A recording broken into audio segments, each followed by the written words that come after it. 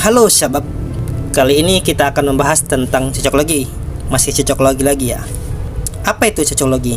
Cocoklogi adalah tindakan mencocok-cocokkan sesuatu yang sebenarnya tidak saling berhubungan, namun dipaksakan agar tetap tampak seolah-olah memiliki keterkaitan.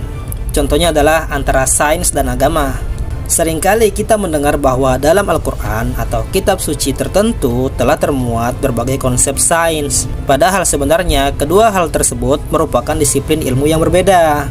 Mari kita analogikan terlebih dahulu secara sederhana. Cocoklogi itu seperti apa sebenarnya? Cocoklogi itu ibarat mencoba menggabungkan antara batu dan kayu. Kayu dan batu sejatinya tidak bisa saling berhubungan. Bukan berarti tidak mungkin memiliki keterkaitan ya. Tetapi keduanya tidak dapat dipaksakan untuk menjadi satu kesatuan yang utuh. Batu bukan bagian dari kayu dan kayu juga bukan bagian dari batu. Kayu merupakan elemen yang berasal dari susunan struktur pohon. Pohon sendiri memiliki banyak bagian seperti ranting, batang, akar, dan lain sebagainya. Kayu adalah potongan atau serpihan dari pohon tersebut. Sementara itu, batu terbentuk dari komponen yang sangat berbeda. Ia berasal dari partikel-partikel kecil seperti pasir yang mengalami proses pemadatan. Ada berbagai jenis batu seperti batu kali, batu kapur, dan batu-batu lainnya. Ketika batu pecah, ia menjadi serpihan pasir yang lebih kecil lagi. Nah, apabila kita mengatakan bahwa di dalam batu terdapat unsur kayu, atau sebaliknya, di dalam kayu terdapat unsur batu, dan kita tetap memaksakan hal tersebut, maka itulah yang disebut dengan cocoklogi. Pertanyaannya adalah, apakah keduanya tidak bisa saling melengkapi atau berhubungan? Jawabannya bisa. Kita ambil analogi contoh rumah.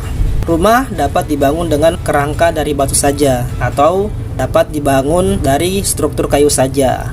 Misalnya, rumah kayu tetap bisa berdiri tanpa batu sebagai pondasinya. Demikian pula, rumah yang seluruh strukturnya berasal dari batu, seperti pondasinya dari batu, temboknya dari bata, yang merupakan juga bagian dari batu, dan keramik juga yang bagian dari struktur batu. Itu juga bisa tetap kokoh atau bahkan lebih kokoh lagi rumah tersebut. Tapi, apakah keduanya tidak bisa digabung? Tentu bisa kan? Sebuah rumah dapat memiliki tiang dari batu yang tersusun rapi menggunakan semen dan sebagainya khusus untuk batu saja, serta tiang dari kayu yang dibentuk sedemikian rupa. Jika digabungkan keduanya, rumah tersebut bisa menjadi bangunan yang kuat, unik, bahkan cantik atau indah. Nah, bagaimana hubungan antara analogi ini dengan sains dan agama? Dalam analogi ini, batu dapat kita ibaratkan sebagai sains dan kayu sebagai agama. Keduanya memang tidak bisa disatukan dalam satu keilmuan yang sama, tapi dapat saling berhubungan untuk menjelaskan keberadaan dan keteraturan alam semesta. Alam semesta dalam konteks ini adalah rumah yang dibangun oleh keduanya. Dengan demikian, ini bukan cocoklogi, melainkan penjelasan tentang bagaimana struktur masing-masing disiplin ilmu tersebut bekerja secara mandiri namun saling menunjang. Secara filsafati, kita perlu memisahkan terlebih dahulu antara ilmu sains dan agama. Sains merupakan bagian dari filsafat naturalis. Ia berlandaskan pada observasi, logika, pengukuran, dan eksperimen. Semuanya bersifat empiris. Sedangkan agama mengandung dimensi transendental yang kerap menjadi kajian dalam filsafat yang menggunakan argumentasi logis dan rasional untuk menjelaskan hal-hal yang bersifat metafisik yang tidak terjangkau oleh pendekatan empiris. Biasanya menggunakan juga kitab sucinya untuk menunjang argumennya. Sains menjawab pertanyaan bagaimana alam semesta bekerja setelah ia ada.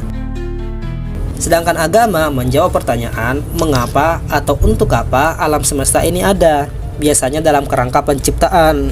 Keduanya merupakan cabang ilmu yang berbeda, namun bukan berarti tidak bisa berhubungan. Keduanya tidak bisa digabungkan dalam satu keilmuan karena memiliki metodologi dan tujuan yang berlainan. Namun, dalam usaha memahami realitas secara menyeluruh, keduanya dapat berjalan berdampingan dan saling melengkapi.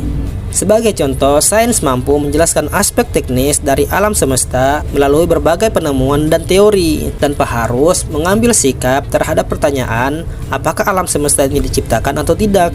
Ketika sains mulai memasuki pertanyaan apakah alam semesta diciptakan, maka ia sudah bergeser ke ranah filsafat atau bahkan keagamaan. Sebaliknya, agama menjelaskan bahwa alam semesta diciptakan dengan menggunakan logika dan narasi transendental didukung oleh kitab sucinya masing-masing. Maka ilmu sains dan ilmu agama memang bisa saling berhubungan, tetapi tidak bisa disatukan. Keduanya berbeda dalam hal ranah dan pendekatan, namun tetap berada dalam satu payung besar, yaitu ilmu filsafat. Sampai jumpa di video berikutnya.